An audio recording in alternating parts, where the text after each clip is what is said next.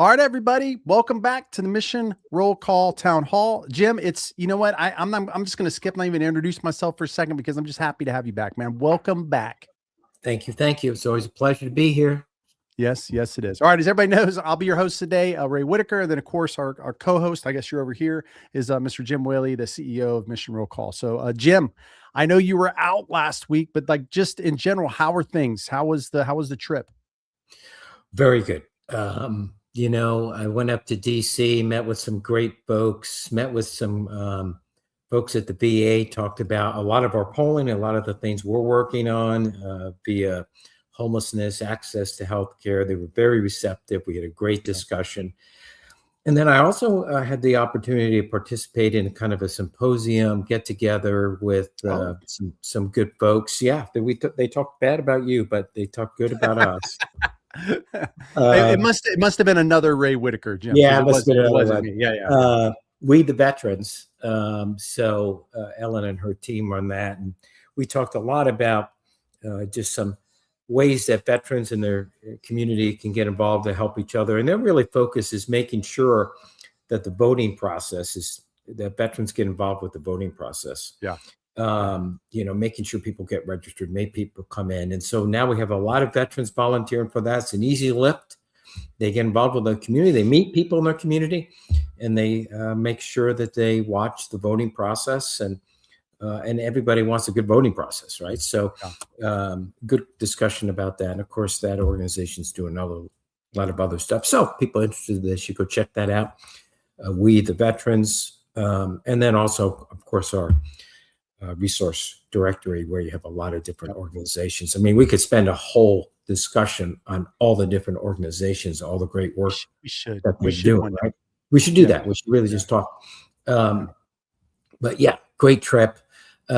Anybody who travels knows that traveling's no fun anymore, but that's just a personal gripe, but hey, it was fun to see some like-minded people and folks that are really pulling the same wagon, trying to get veterans engaged and getting voices heard. So yeah, thank you for asking. Yeah, no, absolutely. It was good to have you back. Kyle, good morning to you this morning. Jason, good to see you. Leah, Roger, everybody. For everybody that's listening today, as always, you guys have the ability to actually, whatever platform, I don't know what platforms you guys are on, but there's a lot. Be more than happy. Post up comments. You got questions about something that we're talking about, please post it up. Today, I'm really excited. I wouldn't, excited is probably not the right word, but I am excited in a sense that we get to talk about veteran homelessness. So we've done a lot of research on this internally to the organization. We brought some folks onto the team to help us better explain it, that have lived through this. And that's what today's conversation is really about, is to kind of talk about this and dissect it a little bit. I can guarantee you, hang around, just a little bit, because you're going to learn something today. Like that, I can promise you. And some may be shocking, to be honest. Yeah. All right, sorry, I had a little something stuck there in my throat. Sergeant Stevens, good to see you. Hope you're doing well as well. All right, big stuff. We got our monthly survey. As you guys know, a little administrative here. If you guys have not gone and taken our survey, everybody will post these on the different channel. Please, this thing's probably, I don't know, 5 minutes, Jim? It's probably going to take. Yeah, it's real quick. It's real easy to do. It's so important. Yeah. Listen, most of what we're doing right now is based off of, what you guys are doing inside of these surveys. So it's really important. I can't stress anymore the importance of your voice being able to lead things, right? A lot of decisions just need that. And that's really it. So take 5 minutes of your time. We also want your friends and your family to take that, because it gives us an objective of how your family feels, maybe a little bit different than you.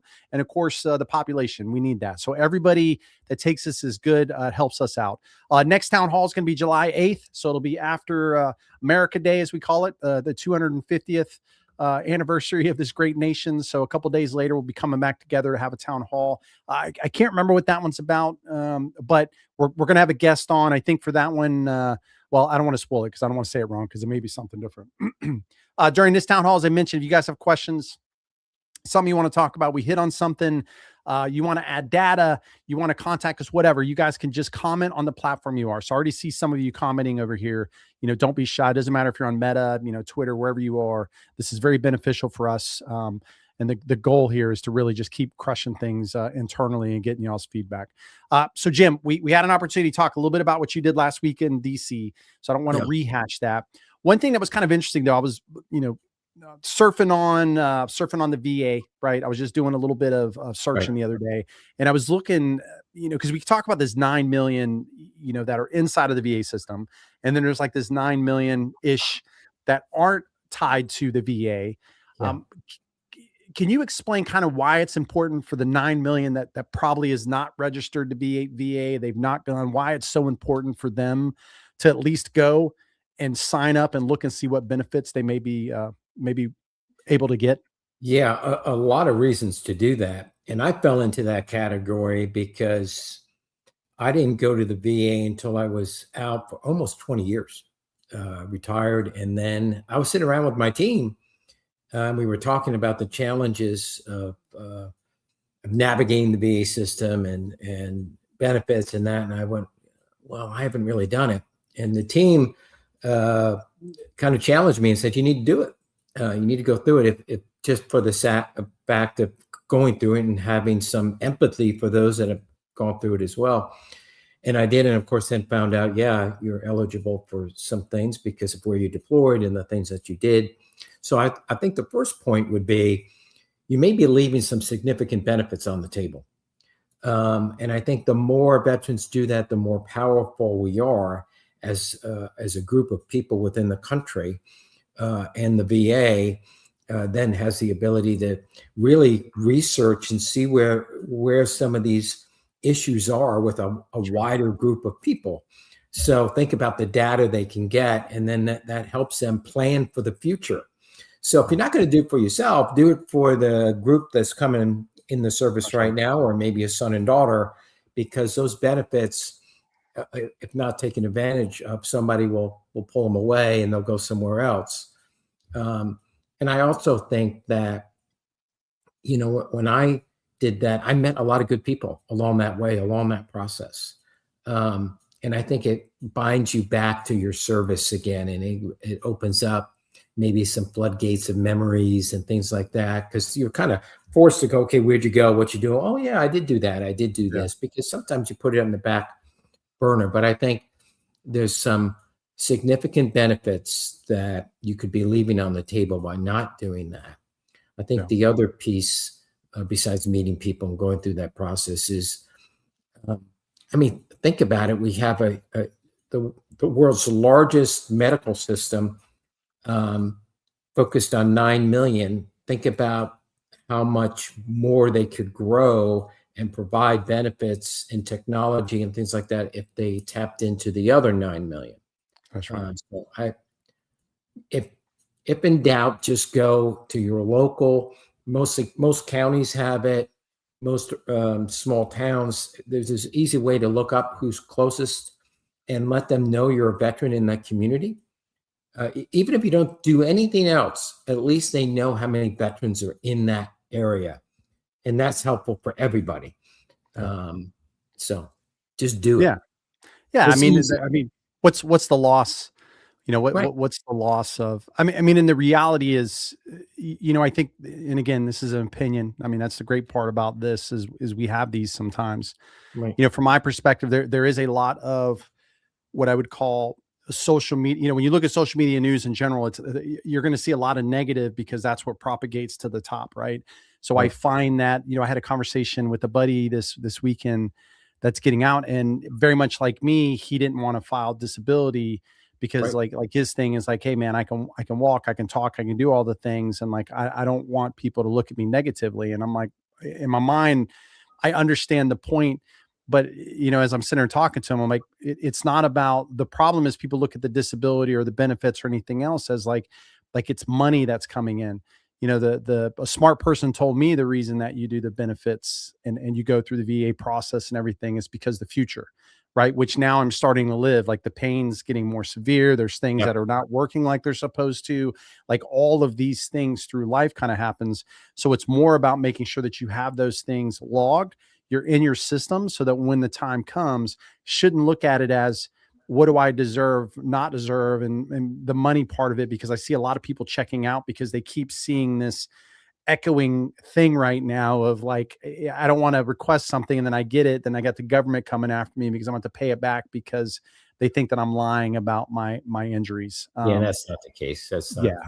Yeah. Yeah, absolutely. Yeah. Okay. All right. So thank you for that, Jim. So for those Yeah. that Yeah. have not had an opportunity, get out there, va.gov. It's very simple. Take you a couple minutes, log in, get her done. And then that way you guys have it ready, you got it prepared, and then see what benefits change a lot. There's no reason that you shouldn't do it. Yeah. Jim, And next. and just one more point, Ray, sorry to interrupt, is that maybe you did it 10 years ago or 15 years ago, and you figured you've checked that box and move on. I would urge you to go back.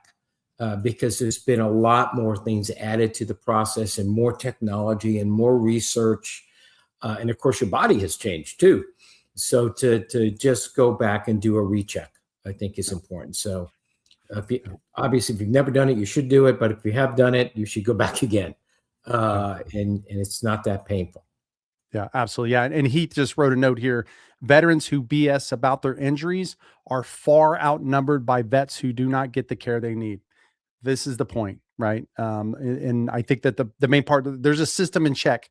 The system will figure out the bad apples. That's the way the system works. At some point, that will happen. But the point and is, we all see that on feeds where, yes. if you're here, go there and, whatever. Yeah. Yeah. But the point is, there's a lot of people that we're meeting, that we're talking to, the articles that we get an opportunity to write about, just some phenomenal veterans that aren't receiving the care that they need, and they're not stepping forward, and they're not asking for help, and we want to normalize, and we want to normalize the idea it's okay to ask for help, man. Like there's like, you know what I mean? Like you served your country, you deserve it. Like we got you. Right. And I think that that's the important part of here. So we just don't want the bubbling of all the negativity to continue to push down the other side, because it naturally will. It's going to be, the good will start to go underneath because they're concerned about what people are going to think. And that's not the intent right now. Right. Okay. All right, Jim. So the other thing that we did is we released the 2026 limited edition shirts. This year, is interesting, kind of talking through the team. The team put this together on what they wanted. It was supposed to be one shirt, and then it turned out to be two shirts. Yeah. And man, this is very powerful. We had two versions of the shirts that were there. One's Still Here, and then one's You Matter. So Nate, if you can click on the Still Here shirt just to kind of pull that one up, and then we'll look at the other one. So you've got the front here, which is kind of a dog tag. So anybody that served in the military or family members, or the iconic dog tag is what you remember. And the idea here is the Still Here shirt is for the veterans that want to let other veterans know that they're still here, man. They've lived through the struggles, the everything that we always do, but they're still here. They're fighting it. Like they're not going to give in to any of the stereotypes or things that may be blocking them from living their life. The other side of that is the You Matter. So when I think about, my time speaking to buddies, or like my family constantly telling me that if I need something, tell them, hey man, you matter. We care about you. We don't want you to be a statistic. We don't want you to not ask for help. And that's what this shirt is about. It's about the supporters, or a veteran that may not want to say they're in struggles, but they want to tell other veterans that they matter. On the back of the shirt is a fingertip. As we all know, the fingertip, your fingerprint, that is your identity as a human. So that's what we wanted to put. And then inside of that fingerprint, it's kind of hard to see, but there's there's text and everything inside of that. I don't want to tell you what it says, for those that get it, you'll see it, but it's very meaningful. We absolutely love the design of this shirt and the meaning. The meaning to me is probably the most impactful part of this shirt. Yeah. So if you guys, if you guys don't mind, if you guys can post this on the socials, that way everybody can see it. We would appreciate you guys. We don't do a lot of asking for support internally. We got a lot that's happening. We try to give as much out as we possibly can. This is definitely one way to help us continue to do what we do on a daily basis. And I don't know, yeah, Jim, and that shirt will spark conversation. Because it's so different and so unique. And that's great, because either in your shopping, or you're at the gym, or wherever you are, somebody's going to come up and say, what's that mean? Or they come up and go, hey, thanks for your service. I was in the Army as well, or whatever, and start that conversation. So I think that's great. And the more connections we make with, folks that have served, their family members of those, I think the better off it is, because then you just, human connection is important. And then you find ways that you can be helpful, or they can be helpful to you, all those good things. So, yeah. Go out there and buy it, man. All right, now to the big conversation of the day. So this is the juicy stuff. This is where we get to get in and talk a little bit about veteran homelessness. And, I just want to tell this story to kind of lead in because, for everybody that's here, I had an opportunity to work with Jim and really almost everybody that's on our team at some point in my life. We either served together in the military or we were in other organizations together. And I remember meeting Jim with the USO back in the day. It was USO North Carolina. Then we moved to Big USO. And I remember that, when you and I talked about USOs, or not USO, but just nonprofits in general, when I was leaving the USO,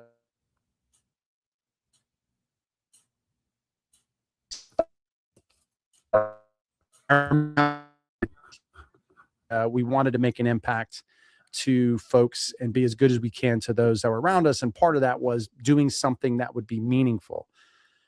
When you and I talked about mission roll call the first time, and we looked at what some of the priorities were that the team prior to us had already been working on with veterans, it was pretty clear that mission roll call needed to exist. There was a gap there that needed to. Now, this is based off the information and the data we had at the time. Since then, we put a whole kind of focus on this idea of research, right? So we went across and said, hey, if we're going to talk about an issue, we want to know what veterans are saying and their families and the American people, right? So we have that. Then when they vote and they tell us what they want us to look at, then we're going to research those topics and try to get to the root of the problem. Because anybody that's served, and Jim, I know you know this better than anybody, the thing that we do well in military service is solve problems. Like that's basically what you're doing every day, right? Like, hey, I'm missing a gas cap on this Humvee. Right. How do I find a new one? Right. I don't know how it got there, but we got another gas cap, an hour later and it was on the Humvee, right? Like you're just solving a problem. Right. So I think when we started looking at veteran homelessness, the seriousness really started to kind of boil. Right. So we went out, we met Yvette Jones Swanson. She's phenomenal. She had an opportunity to come into organization, write some stories for us. She's now writing stories about countless veterans that are living through homelessness. Because the idea here, the more stories we have, the more information you have, the better than you can present. And Mike Desmond does a phenomenal job of taking this and presenting it like, hey, it's not mission roll call, right? It's this is veterans that are telling these stories. So I wanted to take us back just a little bit so we can walk through these stories today, Jim, and look at the 2025 veteran homelessness page that we put together last year, which will be re-updating this year as we do our research again to see what's new. We conducted the research on it. We learned that there is a lot of conflicting numbers, right? So Nate, can you scroll back up to the top real quick? Because I want to talk about that. So we learned there's a lot of conflicting numbers. Like, remember you and I were like, there's so many numbers coming. And I remember there was like a number 37,000 and 132 and there was like 35. What we learned, it was that 33,000 veterans is the floor. Like we don't even know how many veterans are actually homeless. And for those that are listening, let me say that again. We only know that there's at least 33,000. We for sure can tell you that there's 33,000 veterans that are homeless. We have no idea what that number is. And what we learned, Jim, was the point in time counts only happen once a year. Yeah. They don't happen in every state. Nope. Every state looks at, Nate, you can scroll down now. Every state looks at veteran homelessness differently, right? So some states, if you're in a tent, you're not homeless. Some states, if you're, on a buddy's couch, you're not homeless. This was really, really important. And I think a very powerful note that came from this is one that said, if you're not seen, you're not counted. And if you're not counted, you're not helped, right? This is part of what came out from our research. So Jim, I'd love to throw this over to you. I know you've talked about this a lot. We've had some testimonial stuff that has come up from this. Mike and you are consistently talking about how do we look at this, but I'd love to kind of get your thoughts on this as we start moving into these other stories in a minute. Yeah, it really is a scourge for our country. Because it's hard to fix a problem. You use the gas cap analogy, but any problem is hard to fix when you don't know the scope of the problem. And to me, homelessness is one of those situations where we don't know the scope of the problem. I think 33,000 is way low compared to how many people are actually transitory with their homes. Either they're completely homeless or they just lost a home or apartment, they're staying in a buddy's place or their sister's couch or whatever. Yeah. And then they find a place again, and then they're out again. So those numbers aren't anywhere near where they should be. And if you think about it, and all the technology we have today, it's mind-boggling to me that the way we figure out these numbers is a point-in-time survey, which basically means people going around with a clipboard, counting people on one night of the year, and then figuring out if they're homeless, and then on top of that, if they're a veteran or not. That's right. So you can understand that those numbers are not accurate. Yeah. And there's a lot of reasons for that. And sometimes it happens right when you transition out of the military, right? If you think about it, you have housing, you have you don't have to drive very far to get groceries because maybe you're living on post or you're living in the barracks or whatever. And then and let's say, sake of the argument, you're getting paid $50,000 in the Army, and now you've gotten a job that pays $60,000 on the way out, and you think, oh, well, I have a $10,000 increase. But when you do the math and you figure out your health care and now your transportation costs and now your housing costs and all that, you're actually below water on where you work. And then you lose your job, or you miss the payment, or the transmission goes out. You get really sick. Any number of bad things, right? And now you're homeless. I also think the numbers are off because people are embarrassed by it. That's right. And so they're not going to raise their hand. We know that numbers on female veterans has gone up about 24%, where the number of homelessness has gone down. And I think that number is even higher because if you think about if you're a woman and you have a small child or two, and now you're homeless, you're worried about losing custody of that child. That's right. So that's another inhibitor of you raising your arm and saying that. So, it's so frustrating that a nation that has so much wealth and so much ability to fix the problem, we don't know the scope of this problem. And I would love to see veteran support organizations across the board coming together to fix this, rather than kind of a disjointed effort in this regard. And I firmly believe no one's going to fix it except the veteran community. Yeah. I mean, because it just hasn't gotten fixed. And so we have to do that. And that's why we're talking about it. And we're using polling and we're using our data and giving that to decision makers at the VA and in the HVAC, the House Veterans Affairs Committee, and the Senate Veterans Affairs Committee, talking to the media about it. I talk to strangers about it. I think all of us have to be advocates to fix this problem. That's right. And we have to help veterans because honestly, by the grace of God, any one of us could be in that situation. It's really going to take a national effort to fix it. But we got to find the scope first. And that's why we're highlighting these stories. And some of them are very emotional stories. I would urge anybody to share some of the content we have on this. And our folks have done a wonderful job personalizing the numbers, telling the story of individuals that have gone through the problems. And, I think that's important to do. You got to put a face to this. So I'll pause there. Otherwise I'll eat up all the time just talking about it. I think it's good. And Raymond Denon just said far too many veterans are one unexpected expense away from homelessness or having to cut important functions of life. And couldn't agree more. And Yvette talks about this a lot, this term stability, right? Which is like it's what we all just want in life.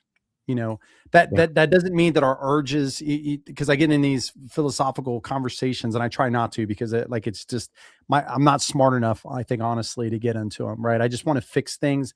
I want to make people happy. I want to be kind. I want to have empathy and just help people. I get it, man. There's going to be veterans that are out there that are in situations that don't want help. That's fine. That's cool. But that doesn't mean that I don't still try to help them. Right. It's really hard. you got to put yourself in their shoes and understand that they've probably gone through a system that is not cared. So it's not you, it's the system that they've lived through for so long that they just have a trust problem. We all have been there at some point. So the only way you change that, and Jim, I love that you mentioned this, is one, I do agree the veteran community needs to be part of this, but everybody has to understand it doesn't start at the US government level, right? It's the one thing we learned through the research is that a lot of these are city, county, state problems along with government problems. And when you smash those two together, you're just creating this firestorm. The second part, Jim, I love that you said is you got to humanize the number. I mean, even if it's 33,000, okay, let's pretend like that's the number today. That's 33,000 people, man. Like I can't even. Yeah. That's 33,000 stories. Yeah. That's 33,000 parents that are distraught over their child being homeless. That's right. It's 33,000 brothers and sisters that are devastated by their brother or sister being homeless. Yeah. So it has multiple impacts, not to mention children, not to mention, that's right. All those other impacts that go into it. So you're right. Yeah. So, well, that takes us into like the stories, right? So big part, we research it. I think the entire team was like set back on the data and was like, okay, I don't even understand what I'm reading right now because we don't really even know what the problem is, right? Again, just we're throwing money at a thing and we're not really sure how to solve the thing. Obviously then comes in Yvette, right? Yvette comes in, just a wonderful human being and goes, hey, look, I've got a story. I was one of those. I was that statistic. I was that number. And then I now deal with people all over the United States, veterans that are in this situation. And so the next article, one of the articles that she put together was the veteran has income. So why are they still homeless? So this was interesting to me as we're talking. She's like, hey, listen, many veterans actually have retirement benefits that are homeless. They get disability. They have Social Security. And I think what Raymond was saying down here is such an important part of this. But they have the things that they need to live. She put the story together about Sergeant Wolf, who had the support system, had basically a voucher that allowed for the 2-bedroom housing to get it. Here's the problem.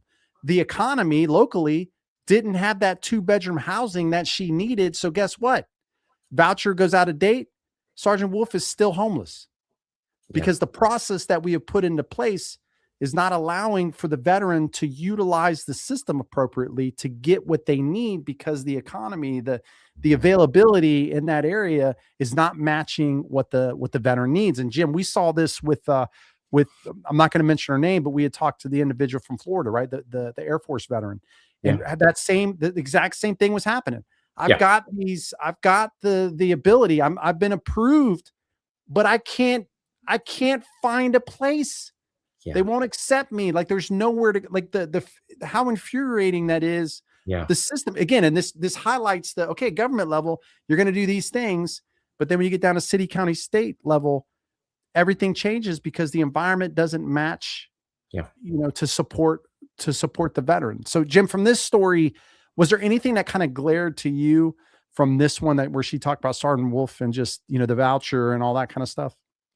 Yeah, just that, the bureaucracy sometimes that is put into place, I'm sure it has the best of intentions, but in reality, it just didn't work. And so I think there has to be common sense put into the system that allows a voucher to be used.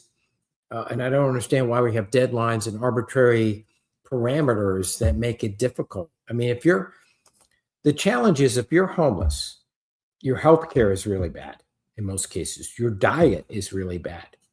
You can't apply for a job because how are you going to get there? So it's a cycle of things that happens. And so to me, what that showed was to your point, how infuriating. You're that close to breaking the chain and then you're pulled right back into it. That's right. And we've had people just $1,000 off right? That's right. Just that's all we needed to get over the hump. And the comment that you're right, there is a large percentage of Americans, and obviously we're part of that as a subset of veterans that are really one flat tire away from being homeless. And I know that sounds extreme, but think about the chain of effect, right? Cost a couple $100 to get the car towed, get a new tire on it. You missed a day of work, so now you lost that income. You may get let go. Any number of those things happen. And then you don't have the money to pay, so now you're on default, and so it just cycles. Yeah, It speeds yeah, up fast. yeah.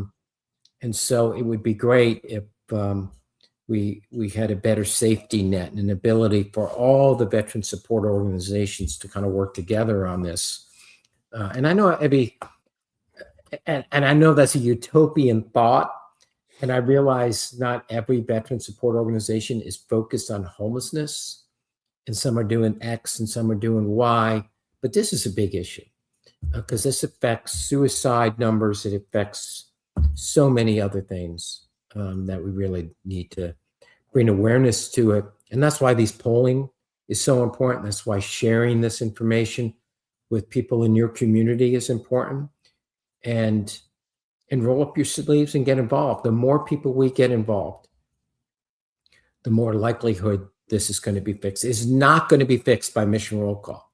There's no way our organization of 12 people is going to fix a national homelessness problem. But what we can do is bring awareness to it, mobilize forces, squawk on it, pop flares, bring attention to it, and hopefully galvanize people's hearts so that they see a problem and they run to it. Because I'm still convinced veterans are great at fixing other veterans. We're really good at that. And give us a problem, and we'll go on it. But we're just kind of waiting on somebody to ask, well, now's the call. Now you've gotten the order. We need your help. If it's from buying a shirt to help us do it, or if it's taking a survey, or doing both, or getting involved in the community in homelessness, please do it. Yeah. Yeah. And I'd be interested for those that are listening or just kind of working and hearing what we're saying, what is your thoughts? I think please post it up in the comments just because I'm interested to get this. I think we're close to it. So we get, I get emotional about homelessness and suicide and a lot of these, but I think you hit on something that's important is like all of this is the life of a veteran. So at any point, a thing can throw you off that path very quickly, and trying to get back onto that train that's going the appropriate way is really, really hard. And I think that's just the uniqueness of why homelessness to me is like such an important thing, because man, it touches so many things, just in general. Yeah. So, the next thing, Jim, as we talk about like the next article, because we had a couple articles we want to talk about today. The next one is really the article was leading into the 5 barriers veterans face when trying to find stable housing. Right. So then, the vet story kind of brought up this idea. Well, okay, well, that's weird. I mean, the vouchers should work, right? Like there should be an issue. Yeah. Is there other barriers that are causing this to happen? And yes, what we learned is that system friction and bureaucratic delays are part of it, right? Again, we're not just talking big government, right? We're going up and down. So this is at the lowest level all the way up. You've got a transition gap, right? When somebody leaves service and they're leaving from military, which you just talked about, they're now moving out and they're moving into the next part of life. There's an understanding of what they're supposed to have that they're not getting. You have a benefits gap and financial instability. And I know we talk to the VA about this a lot, man. We appreciate the VA for many things, right? There's a lot of the VA, but the problem is the VA is a very large organization. I can't find half the stuff that I need to find in a VA, right? So trying to go and find the thing. So imagine somebody coming out and trying to find that data, or, maybe they're because there's some veterans don't even have stable internet, to be frank. And that's usually our rural veterans. But you have a lot of they don't even have the access to get to it. And then trying to find it is painful. Again, just talk about, rural veterans. Well, that's a barrier. rural versus the urban divide. These are two different sets of, veterans. One may be where rural's a little bit harder to get the care that they need because they're in the mountains, man. Like there's not a VA facility right down the road, and there may not be enough community care. And then the final piece is the mental health and substance use as compounding factors, right? Just like me, I'm not ashamed to say it. I mean, I left service and, yeah, man, maybe I like to have a couple sippy poos, each night. And the problem is it just kept being sippy poos each night. And I don't think that I understood that, like, that's not natural, man. You shouldn't be drinking, every night, 4 o'clock, man. I'm like, hey, it's 5 o'clock somewhere, and go straight downstairs, put my Hawaiian shirt on, put a little umbrella in there with a little straw, and Yeah. just going to town on a beverage and Right. realizing that, hey, man, that's not healthy, and it's not a good choice for me to be moving that direction. Right. Well, Right.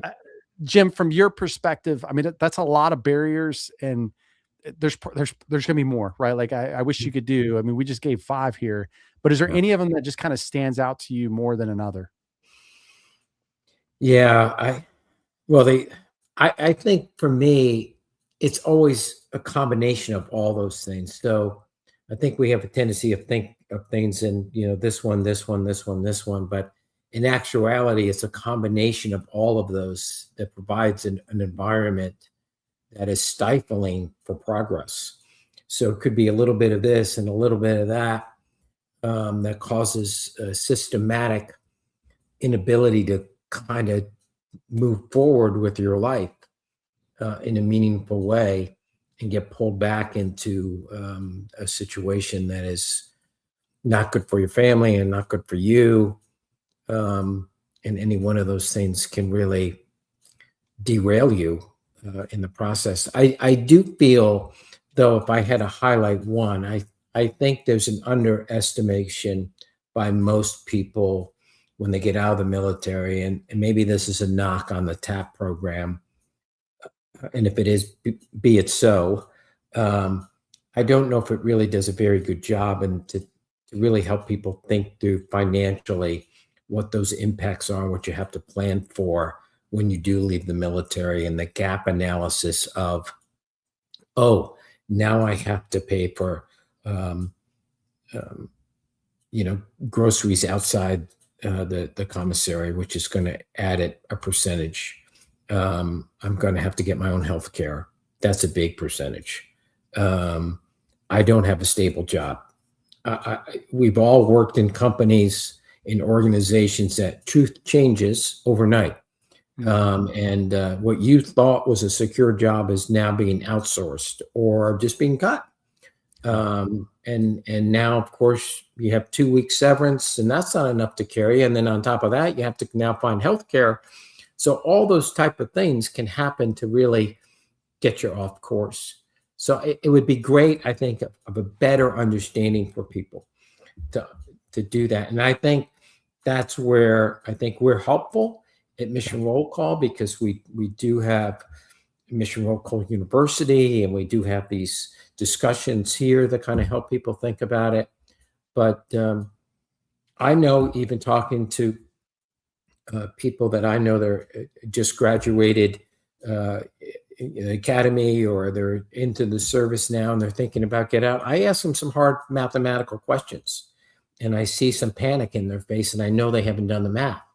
Yeah. So we need to think about that. Well, I can't do that at scale. We have to do that. And that's what we're trying to do. So I think underestimating the grade of the hill that you are now going to climb when you get out is significant. It should inhibit you in following your dreams and doing it. I don't want that message to get across, but I do think you have to understand, okay, you have to pack accordingly for that trip. Yeah. I mean, I think it's a unique part of like the Veteran Resource Directory, right? I mean, which is the point you're making here, is like this is this push that we've been on of like, we all have to work together, like, because there's this hardness, right? And I mean, we always speak probably too openly, but there's this part with being a nonprofit where you have to worry about funding, because you at one side of it, although everybody would love to do this for free, all the nonprofit folks that are out there, right, and do it. The Yeah. reality is that there's a cost to operate, man. I wish half the things that we did that everybody would allow us not to have to pay for when we do an MPO symposium, and we have 25 nonprofits there. But guess what?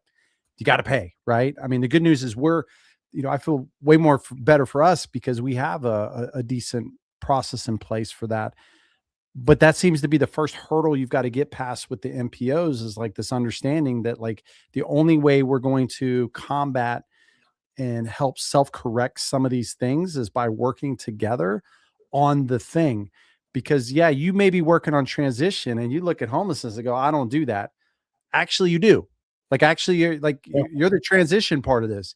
If you don't do your part and you don't understand the homelessness part, you're not connecting those two together, we're Yeah. going to have a problem, because at Right. some point that person could go that path, right? The person could go from transition to homelessness or depression, or so many other things that could happen. So you are part of it, and you have to own that part. But we all have to be communicating, because you need to understand how each person affects that path of that veteran and their family, which is important, right? It's not usually just one person. This is an entire family.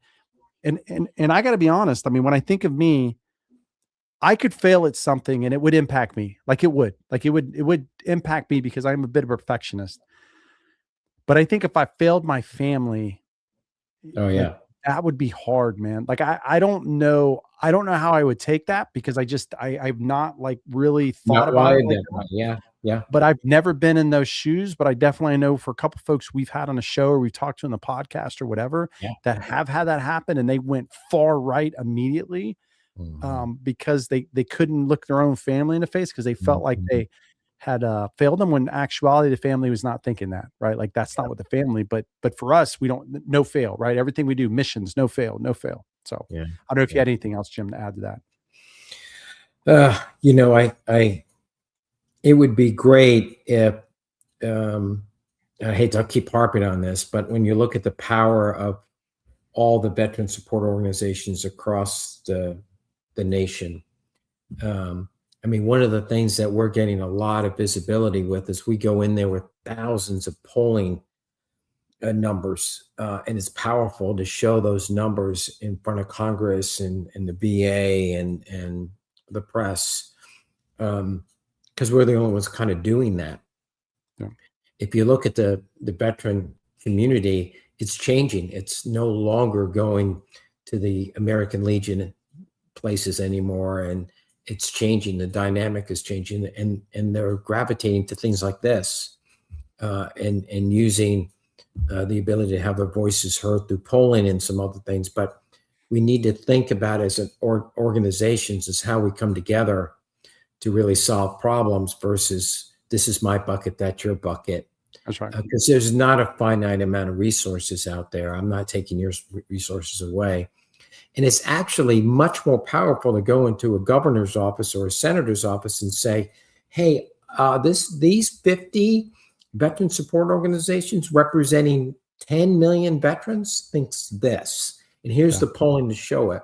And these are some of the gaps. That's more powerful than this organization on a Tuesday going in and that one on a Thursday, and different messages. And so that's part of the reasons why some of these problems are still lingering. Yeah. Well, I mean, again, you got to humanize it, right? If it's a number, I'll make whatever decision I want because it's a number. It's not a big deal. But when it's Jim Whaley, a father with daughters that are certain, like, when you start adding you humanize the numbers, you kind of think like September 11th, right? I remember, I think the impact for us a little bit different because it was, we were serving, like we could look to the right and left. We understood the impact. Right. But I remember, somebody, when they gave the number, the thousands, it was just like, somebody's like, it was only a couple thousand. Like somebody said that. And I'm just like, man, that's moms, that's dads, that's brothers, that's sisters. In fact, here's their names. That's like an entire family. That's not just one person that's impacted by that. If I just pick one person out of this and I put that person here, it's a tree. It branches to all these other people. Oh yeah. And it's the same thing. Multiple generational effects. Yeah. Yeah. Right. Yeah. Absolutely. Yeah. Okay, so the last article we had, Jim, was really was about why housing is the foundation of veteran well-being. I lived Mhm. through this, not me personally, but like I did a lot of homelessness stuff here in North Carolina when I first got out. Yeah. And I remember having conversations with folks, and it was about like, hey, I've got to have a job to have a house, and then I've got to have a house to have a job, right? And I Mhm. didn't really understand what the veteran was trying to tell me, but it was like all of them leads to basically what this article was saying is the point of the article is that housing is not the finish line for a veteran's well-being.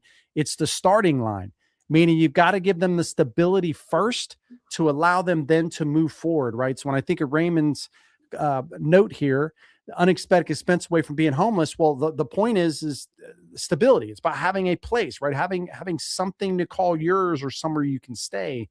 Yeah. I wanted to throw this over to you, Jim. What does that statement in housing mean to you? The housing, the stability is really it's the starter. Like it's the thing that you need first to really branch off of. Yeah, I mean, it's so fundamental to have a place to live, right, and to operate out of, and not having that just puts you so far behind. And sometimes the planning sequence doesn't think about that, or the resources don't allow for it. So it's very difficult to go through a job interview and get your car registered and all of those sort of things unless you have a place of residence. And so I think we have to do a better job, I think, to make sure that people that are transitioning understand that, because I think just becomes second nature to them and they haven't thought that out. I think the other thing is there has to be some kind of process to offset some costs and maybe micro loans and things like that that are going to help veterans get through this a transition period.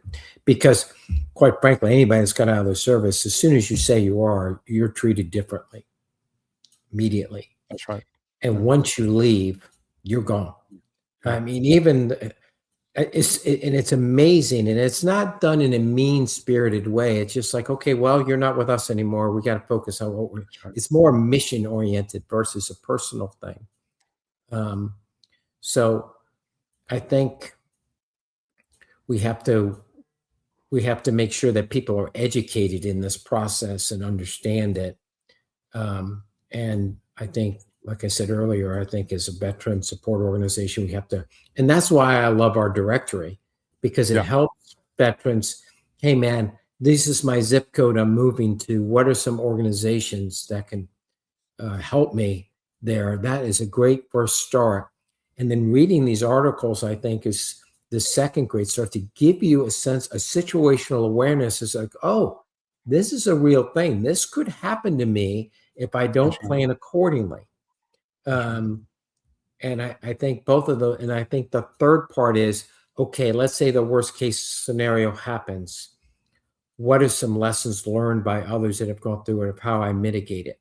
And I think those three things are really important. Yeah.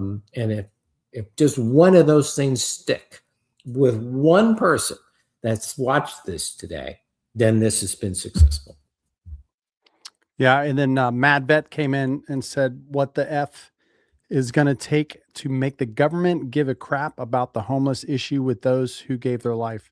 Yeah, and Matt, I mean, this is what we're talking about, right? That's the when we did our research, it was really interesting to notice on our side that this is like a very huge, this issue is much broader than just like a government issue, right? This is a city, county, state, government, and community based.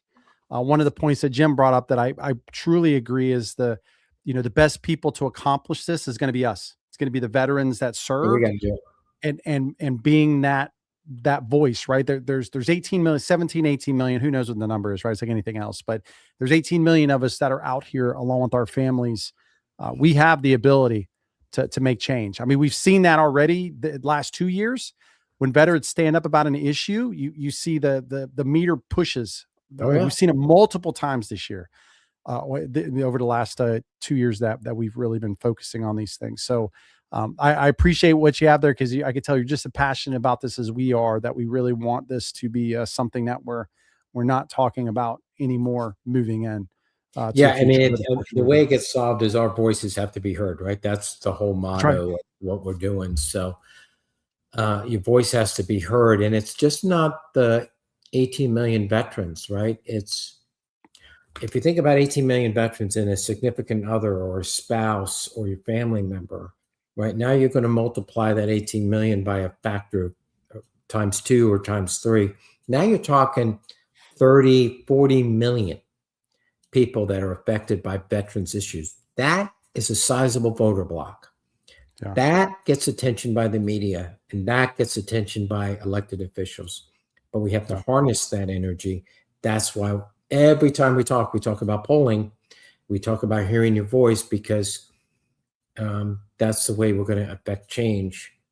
And it's not something, and this is not a shot at the VA at all, but it's not something that they're going to come out and talk about because it's not a fun thing to talk about.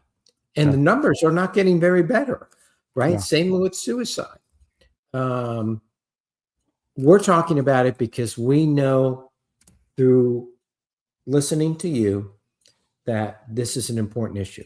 And we Yeah. know through the amount of effort we've put in on telling these stories, getting out there and talking to people, talking to other organizations, that this is a significant problem that is underrepresented and it's not getting fixed to the degree and the pace that anyone listening to this would be happy with.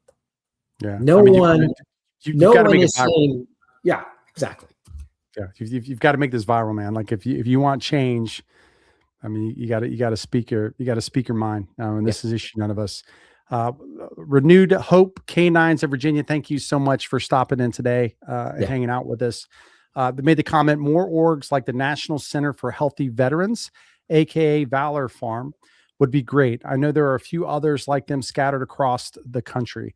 Yeah, I mean, one of the interesting. I mean, there's a couple that we're connected to. You know, that we're hoping, man, that take, but the amount of time that they're spending trying to create, you know, these communities and the approval processes and like all of this is I look at organizations like Valor Farm and I'm very thankful that they figured out that process. But again, this comes back and you're making the point for us here and I love it. Each state, each city, county, and state's different.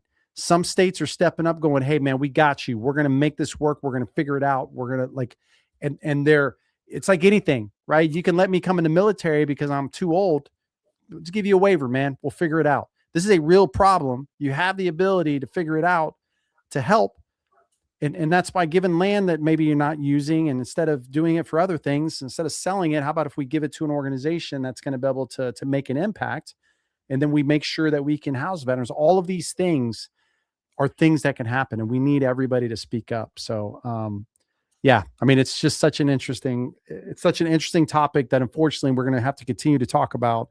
But I think, Jim, what you were talking about is really the important part. Come together and everybody's voice needs to be echoing. And it's not just for homelessness. That's one part of it. The other part of it is suicide, right? Because yeah, it doesn't matter either side. We don't want anybody to be homeless.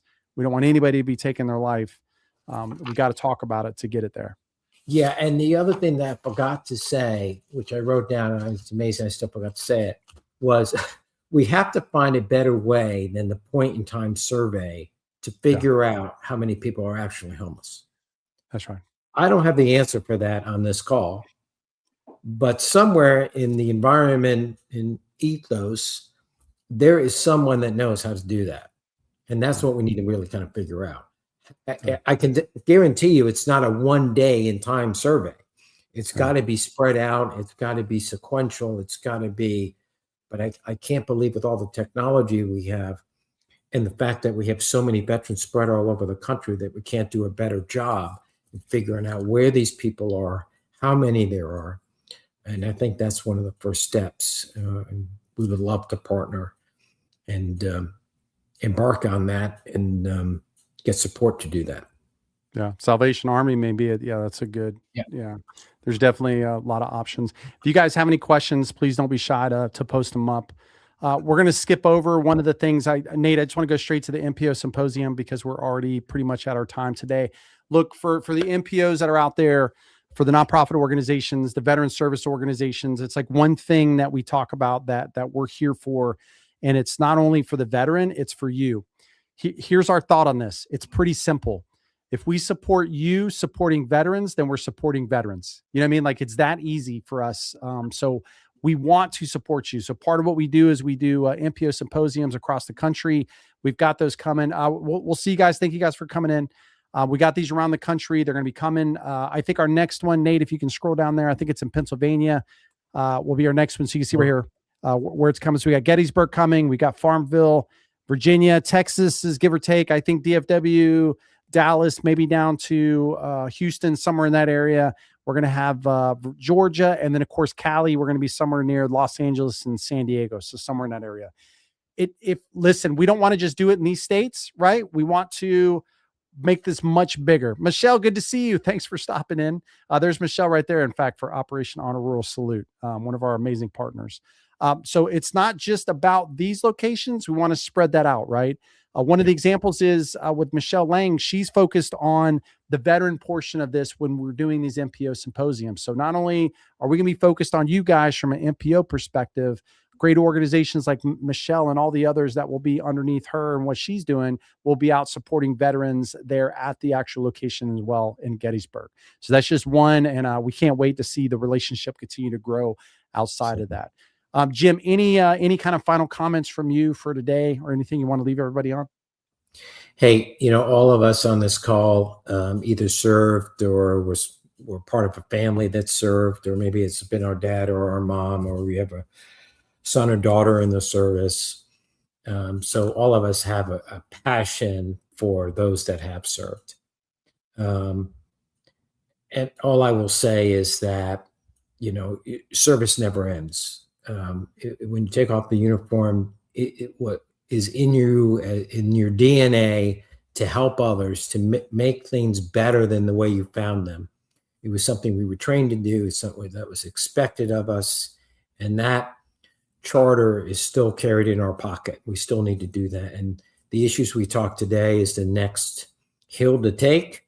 And there's a lot of issues that we need to solve. And I would just ask, try to devote a little bit of your time and your busy schedules to get involved with this at the level you're comfortable, or push yourself out of your comfort zone and dive into it and grab some other folks to be helpful as well. But I've never seen a problem that servicemen and women, when they put their minds and hearts to it, can't solve. And I think homelessness is one of those issues. Yeah, absolutely. Well, Jim, thank you so much for the insight today, taking a little bit of your time to be here. I know you'd love to do it. So I'm looking forward to the future. For everybody that stopped in today, we can't do this without you guys. Please continue to share this, right? We try to have real conversations with real folks. Sometimes it's just Jim and I. Today, we really wanted to focus on the homelessness stuff. We got some other stuff we're going to be focused, but we also have guests. So I believe our next town hall, which will be on July 8th, we'll have a guest. We'll be pushing that out on socials. If you guys have questions, just follow us on any social and you guys will have it. We appreciate you guys. For those that serve, thank you for their service. For those that have families, thank you so much for letting us borrow your loved one for service. And for everybody else, be kind, be nice to somebody, and we'll see you guys on the next one. We'll see you later, Jim. Thank you.